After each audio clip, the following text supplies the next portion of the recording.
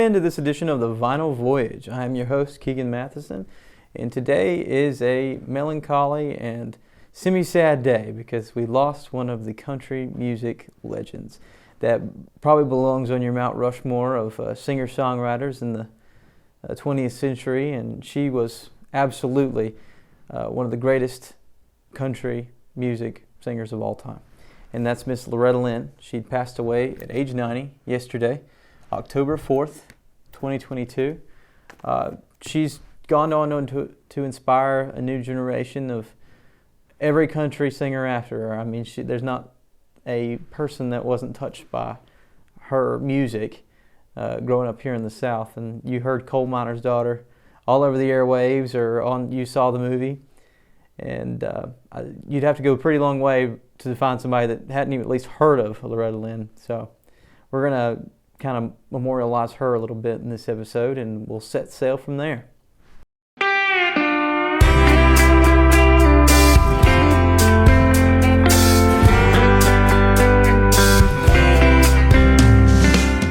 Loretta was born Loretta Webb in Butcher Hollow, Kentucky on April 14, 1932. She was the eldest daughter and the second born to Clara Marie and Ted Webb. Ted was a coal miner and subsistence farmer. The family is part Cherokee, and she was named after the film star Loretta Young. So she was already destined to be a star with her film star name. But apparently they had very humble beginnings. I mean, they didn't have enough food to put on the table. There was times where money was very hard to come by, but as she says, they were very rich in love. And it didn't really matter that they didn't have all that much stuff. But even at that time, I mean, she didn't really have shoes. I mean, they were walking around barefoot in western Kentucky, and just all these 6 kids running around, and can't really wrangle them in. But she describes her home life as being hard, but also very loving, which is fantastic. Loretta had a hard life, but it was a beautiful canvas to paint on because everything that she sung about and she wrote about was genuine. I mean, she had actually been through what everybody had talked about and sang about in country music, but she had actually lived it. And she had to basically mature very early in her life. I mean, just goes to show, at age 15, in 1948, she married her husband, Oliver Vanetta Doolittle. They had met only a month earlier, and then basically he moved her from her family and moved to Washington. Well, Doo was going around everywhere, and we didn't know where to find him. He was he was sleeping around. He was not being faithful, and he was drinking. And if she needed any more inspiration to write a country song, I mean, Doolittle she didn't have to look too far away from Doolittle. But in 1959, at age 23, she had a dream that her dad had passed away. And unfortunately, that was true. The next morning, somebody knocked on the door and said she had a call, and it was her father that passed away. And when he was gone, I mean, this kind of started her beginning to perform in public because she needed to vent. She needed to get this off of her chest because she loved her dad more than anyone else probably in the world. She loved her dad very much. Of course, her kids, I'm sure, but her daddy was a big deal to her. I mean, Coal Miner's Daughter. I mean, that's all about Ted and all the struggles that he had. And it was around this time she started playing the guitar and writing her own material. And Doo said that she was ready to sing in public. So he bought her a $15 guitar. She had been playing on this $15 guitar, but she was in public playing for people, which is weird. She wasn't really accustomed to that. She was very shy, very bashful, and she wasn't the superstar mold for sure. She entered a talent competition hosted by the one and only Buck Owens. And then she sang Whispering Sea for the audition with Mr. Norm Burley. And they released a 45 under a label he himself created called Zero Records. And that was a song called Whispering Sea. Whispering Sea is probably my favorite Loretta Lynn song. That was a big deal in her career because she had auditioned for this guy for Zero Records, and he wasn't really a record man. He was, I think he made most of his money in oil or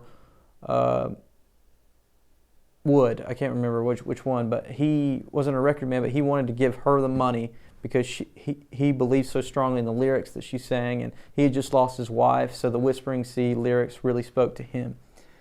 And basically that's how she got her started. She had that little 45 and she wanted to peddle it to people in Nashville. So what they did was they packed the car up and they moved to Nashville. And I don't know anything more scary than having babies and people depending on you. And you pack up and go somewhere else to chase a dream. But she did, and she went to a lot of houses knocking on doors. Hey, I'm Loretta Lynn. Will you listen to my 45 here? And that 45 of Whispering Sea is really what did it for her. Is she was able to actually show that she could sing. They drove to Nashville and started searching for labels, and they found one in Surefire Publishing. They booked her on the Grand Ole Opry stage. Then they got her signed to Decca Records. That took a little bit of time to get her signed from Decca Records. But she had met the Wilburn brothers, and that's who own that company and who works with Decca Records. So the Wilburn brothers were a big deal to her starting out her career. And they performed with her and got her on the Grand Ole Opry stage, which is a huge deal. I mean, that's, if you know anything about country music, the Grand Ole Opry is basically where it starts and ends. I mean, you got the Grand Ole Opry and you got the Ryman. And the Ryman is for the well-established stuff, and the Grand Ole Opry is to kind of get your feet wet. But if you're there, you're an elite company for sure. They originally signed her in 1960, but she wanted out of her contract because the brothers that she had come to love and think of family weren't managing her correctly. And she didn't feel like she was being cast in the right light. She wanted to actually shine a little bit brighter and get out of the contract that she was under, because she signed 5 lifetime contracts, I think, at that time, and that's got to be so much legal red tape and everything to go along with that. She had her first #1 hit in 1967, where she reached #1 with "Don't Come Home A-Drinkin'," which became one of the first albums by a female country artist to reach the sale of 500,000 copies. Lynn's next album, Fifth City, was released in 1968. The title track became Lynn's second #1 hit as a single earlier that year. So basically, her career continued to be a success, and then on into the 1970s, where, especially following the success of her autobiographical hit, Coal Miner's Daughter, which peaked at #1 on the Billboard Country Chart in 1970. And it became her first single to chart on the top 100. What I love about Loretta Lynn is not only her songwriting, but her spirit and being able to endure through a lot of hard and tough situations. But she wasn't shy about singing about things too. Like Rated X is a great song. And it peaked at #1 on the Billboard Country Chart in 1973, but it was about divorce and how it was such a taboo about it. But, I mean, what are you going to do when this person that you love so much is being abusive to you? And I feel like because she was able to sing about those issues, it really struck a chord with people, and they loved her even more for it because she was able to be real. And I think that as much as she was popular, she never really sold out the music, the lyrics. Everything came from the heart. It didn't seem as though she was playing a character. She seemed like she was the character.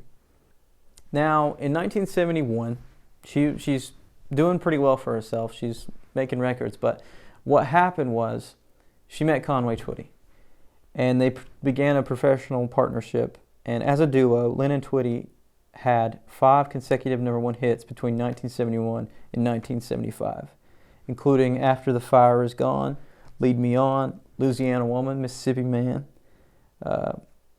Feelin's, and Soon As I Hang Up the Phone. And they were named Best Vocal Duet at the American Music Awards in 1971, 74, 75, and 76. So people really loved them together, and they did so much for each other's careers. And I think that because Loretta Lynn was such a fan of Conway Twitty's before she ever got the fame and the notoriety, that she was doing her thing before Conway Twitty came along, but she was such a fan that it almost enriched that relationship, and because they could appreciate what each other did, I feel like that relationship didn't need a lot of help. They loved each other. But as a solo artist, Lynn continued her success in 1971, achieving her 5th #1 solo hit, "One's on the Way," written by Shel Silverstein, who, he did a lot of writing for Bob Dylan and many other country singers. He has his own albums, and they didn't sell all that well, but most people think of him as a author. So I want to talk a little bit about the record that I know the most in Loretta Lynn's discography. In 2004, Jack met Loretta Lynn. They probably met while he was in the White Stripes. So if you don't know who Jack is, Jack White, back here on the back, he is a multi-instrumentalist. He is the owner of Third Man Records in Nashville and Detroit. But he was also in a two-piece band from Detroit around 1998, the White Stripes, with him and Meg White. And that kind of spearheaded his entire career. If you know the song Seven Nation Army, it's got a lot of play. Fell in Love with a Girl. So many iconic songs that the White Stripes got famous for. But what's cool about this is when he met Loretta, he came over to her house. She cooked him a meal, and they were so polite and wonderful to Loretta that she was smitten with Jack, and it didn't seem like such a far-fetched thing that in 2004, when he asked her, "Can I produce you? Can we put out a record together?" she said yes. And this is only the second album on which Lynn either wrote or co-wrote every song on the album. Of course, it was produced by Jack White. Her collaboration with White garnered Lynn's highest praise in magazines since her heyday, which was in the 70s, 74, and their time with Conway Twitty, and also the late into the 60s when she was getting notoriety as a new coming artist. But this album is awesome because basically when he wanted to record her, he wanted to get the authentic Loretta Lynn experience. And she had written, about 100 songs on these sheets of white paper. And he said, okay, let's just pick, I think there's 14 of those songs, and put them on an album, just random. And this is what they came up with. And what a fantastic way to make an album. You already have 14 songs in the can. You got them written and ready to go, which is so cool. I think that's such a way that you can't do that anymore. This is a nice gold pressing, but other than that, it's got some great photographs that I wanted to share with you guys. But this album, for me, was probably the one that introduced me the most to Loretta Lynn and her music. I had known of, Fist City and Don't Come Home a Drinkin' and Coal Miner's Daughter, of course, but this got me beyond the hits and got me into a full-length Loretta Lynn album. And this is called Van Leer Rose, and it came out in 2004 under Jack's label, Third Man Records. But these photographs are super sweet, and certainly even more sweet now that she's passed. But I love this sort of gold foiled postcard that they put in for the Van Leer Rose, and the stories that she tells on this album are so personal, and it's so awesome to hear somebody that came from humble beginnings, but the rags to riches story never gets old to me.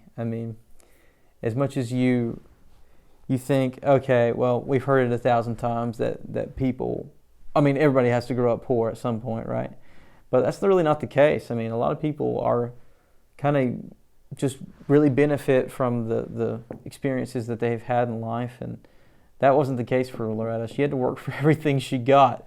When she wasn't having to take care of the kids and she wasn't having to be mom 100% of the time. She was coming home and Doolittle was drunk or being mean to her and hitting her, and that's the type of endurance that you can't get used to, and you have to put some sort of poetic something out there just to deal with the stress and the life of having to deal with, I mean, just the single mom life, because it felt like she was a single mom for a while. But apparently later on, Doolittle cleaned up his act, and he was actually a really good father to the kids, and they had many kids, and unfortunately she lost her son Jack in a drowning accident, but she still hadn't got over that. I mean, no one gets over the death of their child, so that was very sad. But Loretta Lynn, man, she was one of the greats for sure, and she'll be remembered for forever in country music. I mean, I think I've said multiple times that she should be on the Mount Rushmore of country music, if not the greatest female country music artist of all time. I know people really like Dolly Parton, and she is wonderful. I will say that she could be on the Mount Rushmore as well, right with her. But yeah, Loretta Lynn and what she did for songwriters was great.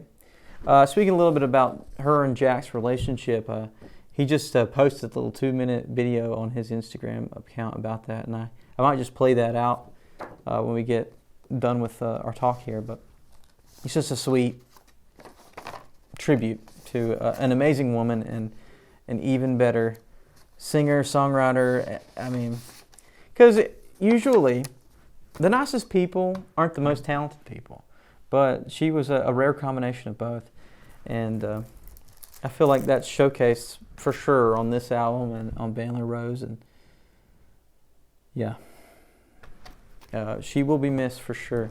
And I thought this was just funny with the Crackle Barrel exclusive album. I thought that was it was funny. But it has some of her greatest hits, like Blue Kentucky Girl, You Ain't Woman Enough, Don't Come Home A-Drinkin', Fifth City, Coal Miner's Daughter, After the Fire Is Gone, even a Conway Twitty song on here.